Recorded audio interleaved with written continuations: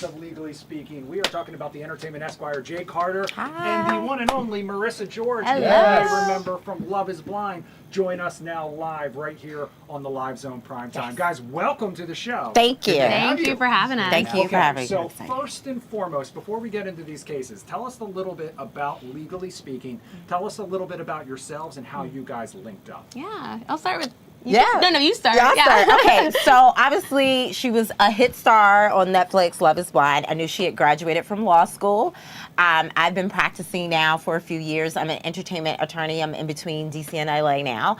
And I was like, I would love to have her on Entertainment Esquire. Like she, we're coming off of like getting ready to close out the season. And I kid you not, the day that I decided to plan an episode with her, Wendy Osefo was arrested.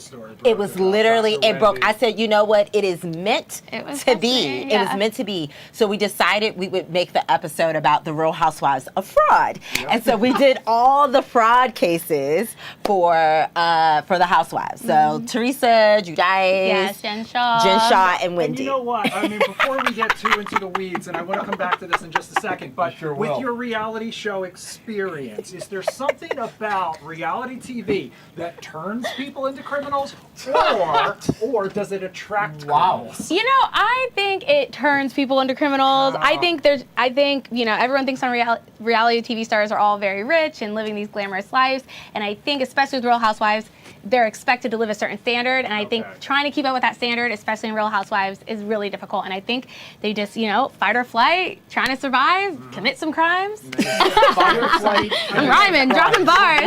We're gonna throw in alleged here. Allegedly. Alleged on everything we say. Now, before we get into it, if people have followed you on social media, Marissa, they know that you have been active in some of these high-profile celebrity legal dramas like the Diddy trial, for example. Yes, I definitely have the docket, which I am kind of taking a hiatus on recently, but we'll get back into it very soon, where I do discuss some of the high-profile cases, and I got to cover it from my couch pretty much, but Jay actually was in the courtroom. I was in the courtroom, Yeah. so I would drive up from DC and I would just spend the day, and I would be,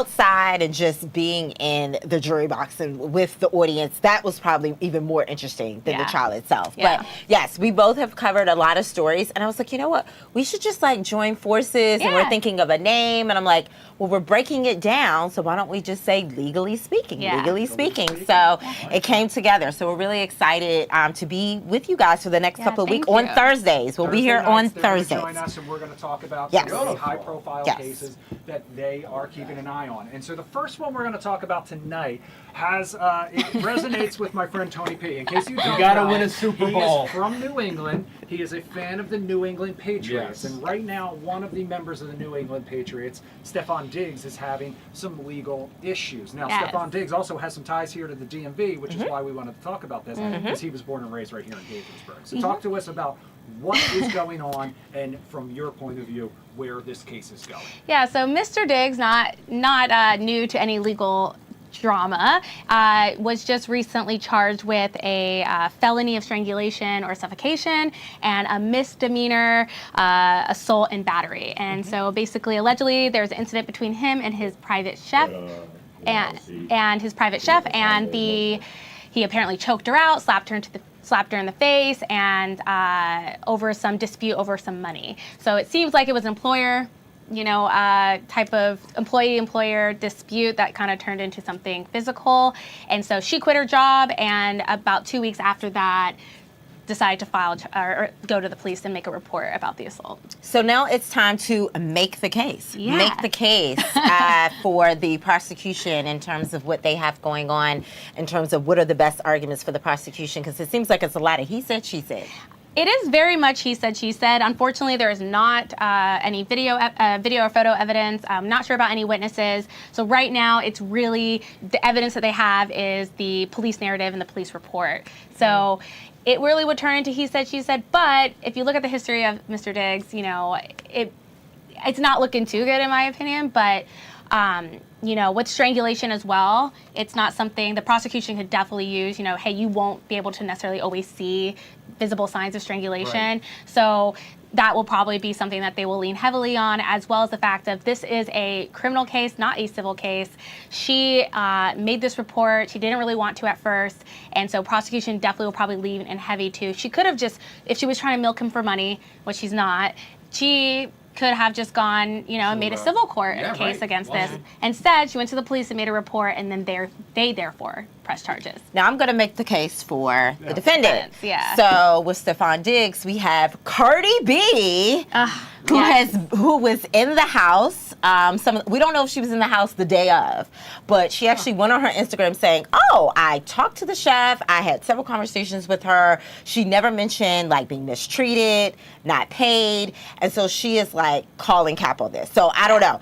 Cardi B may be taking a stand. She's been taking her own stand in her own cases, but she may be taking a stand saying, okay, she's just upset that maybe she can't be with Stefan, or she wants him to invest money. A text message was revealed. She wanted money for her business. Yeah. She didn't just want her pay as a chef. She wanted money that he promised her investing in a business. So I think this could be like, oh, you thought the relationship was more than it was, and then when you realized it wasn't, and you just wanted, to get your money, that could potentially be an argument. Also, there are no photos of like the strangulation, but I know she's already countered my argument. Countering with strangulation does not, especially he allegedly strangled her with the crook of his elbow, and so you're not really going to have that visible evidence. But she does claim that she almost blacked out and couldn't breathe. So yes. So we shall see. He said, she said. So now it's time to weigh in on the verdict before we go to our second topic. Well, Sandra's in the Lion Zoom room. Yeah. Not the Lion Zoom room, the Lion Zoom room. The Lion Zoom room. I do always do this. Good, Sandra, you heard the prosecution, you heard the defense. If you were on the jury, whose side are you taking? Yeah. Yeah. Oh, well, first off, I want to give a shout out to my boss, Shaniqua Hamlin. Shout out. She saw me on TV, so I just wanted to get that out there. All right. Love you, girl. I love it. As far as that goes, I mean, these types of trials and cases can get messy. Now, I stand on the fence on this only because, the evidence. You have to see the evidence, and you have to talk to everybody. Now, I feel like Cardi B, who's one of my favorite artists, I kind of feel like she shouldn't have got in it by talking to her. Yeah. I feel like not very credible. Somebody eventually is gonna get, put their foot in their mouth eventually. This is hard. It's hard. I mean, it's. And Marissa forgot to mention she did go to the hospital, so there are no photos. Yeah, I think so. I couldn't verify, but I think she did go to the ER, so that will also be helpful. So that may be some of the evidence. Let's see, juror number 2. Juror number 2. Whose side are you taking? Hell no. I'm sorry. He said she said, he got money. Women, I'm sorry to say it, I am one, but women are really bad when it comes to this. You see a rich guy, you want to work for a rich guy, and things don't go your way, and now all of a sudden you want to sue them and you want to get all this money. Well, where's the video? Where are the bruises? What time and place? Was this consistent? Was there verbal abuse prior to this? Was there abuse or written, not being paid for her services in the past?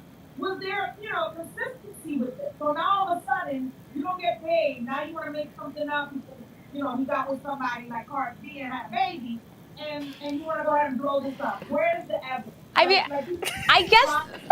I guess you can say that, but at the end of the day, this is a criminal case. It's not a civil, so she's not going to receive any money. I mean, later she could also sue civilly, but I mean, at this point, she could have just gone there and gotten the money. But the prosecutor's argument is, and here's the thing: because it is criminal, I think that's where they're going to fall short. They have to prove beyond a reasonable doubt. There's so much reasonable doubt here. So unfortunately, even if he really did do what she said, not sure. Hung jury thing. All right, let's move on to topic number 2. We're down to less than the final 10 minutes of the show. Yes. And we brought up reality TV. Let's talk about Dr. Wendy. Go for it. Yeah, so Dr. Wendy, back in October, her and her husband were arrested for multiple fraud charges connected to their alleged robbery of their house while they were on vacation. And so at first they were really contesting the courts to have their trials separate. And one of our updates is that they're actually putting the trials back together. I think they realize that marital privilege doesn't work in this particular cases. If you're both working in furtherance of a crime, you can't say, oh, marital privilege, I don't want to talk. So I think it's, for academic reasons, they put it back together. Another update is the 40 credit and or debit cards and supposedly fake names. I think it was Pam Oliver and Eddie Hennessy. These were the names that they were using. That was brought up. And it is. Eddie Hennessy is a very good name. And then last but not least, they want to go back 8 years. 8 years. Into their financial records. The court says that, yes, prosecutors can go back 8 years. So, yeah, I guess it's time for me to make the case. Okay, so I'm going to make the case. Okay, so the prosecutors are going to say, we have to go back 8 years because we want to show that there has been a pattern of fraudulent activity, that these people were financially in trouble. This is why they perhaps had to have so many debit and credit cards, and that this is what led to the desperation. Because you have to remember, fraud, you have to show intent. I think their biggest, and I'm kind of almost making her argument, is that they're going to claim innocent, like, oh, we just didn't know. So not knowing is not fraud. And so I think they're like, if we're really going to show the intent here, we've got to go back. Now, 8 years.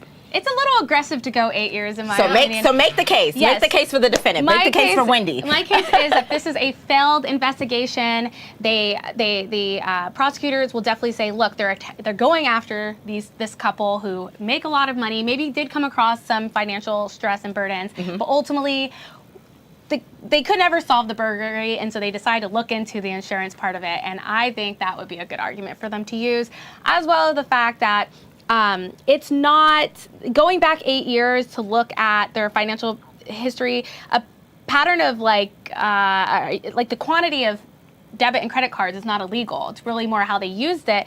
I think looking back 8 years doesn't make sense for something that took place, just 2 years ago or so. So also, we were talking about earlier, it's not technically illegal to have 40 debit or credit cards. It may be excessive, but you can have it. Not good management. Right, and Marissa made the good argument about as long as it's tied to a legal name. Explain that really quickly. So basically, you can have as many credit and debit cards as you want, and you can name them under different things, like nicknames. You can have the card under your LLC, any business entity, or quote-unquote alias. But as long as when you apply for those credit and debit cards, they're tied back to a real social security number, your name, and all that. And I believe that they are under their business, correct? Right. Well, we don't know. We don't know. The evidence is going to come out, but that is the argument. So now we're going to turn it to you, our jury. Do you think they're guilty of, the cards, like in terms of like, using them maybe for other reasons because there are so many aliases?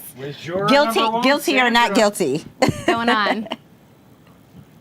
I think they're guilty. Oh, that was quick. She didn't even think about it. She didn't. Okay, we want to hear it. We want to hear it. Okay. I think they're guilty only because, if you set yourself up to put yourself in so much debt, and you live with, like you said, certain celebrities or certain, TV reality stars, they live up to their expectations, I guess, to stay in society, right? But if you gotta live that lavish and no, you can't afford it, and then you want to say, oh, I got robbed or something, file for bankruptcy. At this point, it's too much to be in the courtroom. It's too much to waste your time, because eventually they're going to find out something, and if they find out something and that you didn't say, it's going to be bad for them at the end of the day. But it makes good TV. It makes good TV. It makes good, even better reality TV. Juror number 2, what do you think? Yes. Oh, wow. Unanimous jury. Oh, my God. We have a unanimous jury tonight. Okay. You start being dishonest and that's like me, filing my taxes wrong. Somebody like me, I'll get thrown in jail real quick. Or if I, make a false statement to the police and they come back and investigate it, I'll get charges pressed on me. So why would they be any different? Because they, they got high status. No, absolutely not. When you start being dishonest and you start claiming that somebody robbed your house because you want insurance money or collect insurance money, it's the same thing as killing your spouse off so you can collect their insurance. No. And they only got 25K. That's the irony in all this. They only got 25K. They didn't get the over 400,000 that they're being charged with. So Wow, and a lot of discrepancies in some of the findings at the house and like Yeah. Mistakes as there's a a lot of mistakes. So that could she's be- wearing the ring and some other I things. I So. think our two jurors are going to be writing books for these cases. Potentially. Now, more importantly, if people want more of Yeah. Legally Speaking, where can they go to do that? Well, they can follow us both on Instagram. We're going to be doing some recaps of these episodes, so they can follow us on Instagram. Yes. We'll give you guys some more information about maybe a separate platform where you can watch it continuously. But for now, I am Ash J. Carter on Instagram, and you And are. I am Marissa.George on Instagram and official_Marissa G on TikTok. And yeah, you'll be able to see us on our platform talking about this, as well as being here for the next couple Thursdays. Yes, we'll be here next couple Thursdays. Yeah. We're gonna learn some Next more. Thursday, Yes. guys. Thank you so much for spending Thank time you, with us everybody. on the Live Zone Primetime.